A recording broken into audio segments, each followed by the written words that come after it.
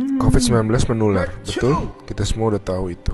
Parahnya karena masa inkubasinya bisa sampai 14 hari, orang bisa positif corona tanpa demam dan batuk. Gak kelihatan. Kalaupun dia nanti batuk dan demam, bisa jadi itu bukan corona, bisa jadi flu biasa. Jadi bingung kan? Nah, saat ini cara yang paling akurat yang kita punya adalah dengan testing. Pemerintah ini sedang mempersiapkan testing massal di hari-hari ke depan. Pesan utama video ini adalah jangan panik ketika nanti setelah testing massal, angka positif corona kita naik tajam. Kenapa? Ibaratnya selama ini lampu yang nyala itu cuma lampu kecil aja, sehingga kasus yang kelihatan ya sedikit. Tapi begitu lampu-lampu lain dinyalain, baru semuanya kelihatan.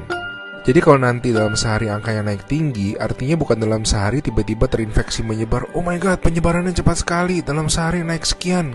Lebih tepatnya, dalam sehari kelihatan banyak kasus positif yang terinfeksinya itu dari kemarin-kemarin, tapi belum kelihatan. Ngerti ya bedanya ya? Pahit emang rasanya ngeliat fakta, tapi ini penting banget. Makin kelihatan, makin mereka bisa diisolasi sehingga nggak nularin ke orang-orang yang lebih banyak lagi. Korea Selatan tuh ngelawan COVID dengan cara ini. Mereka ngetes 300.000 orang dalam 7 minggu, sehingga mereka nemuin 8.000 orang yang langsung diisolasi, sehingga tidak menginfeksi khalayak yang lebih luas lagi. Kurva mereka langsung gepeng.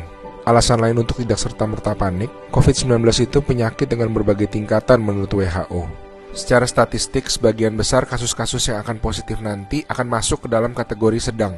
Dan secara statistik, kebanyakan bisa sembuh. Tetap berbahaya, tetap harus sangat waspada, tapi lengkapnya baca-baca jurnal resmi WHO ya.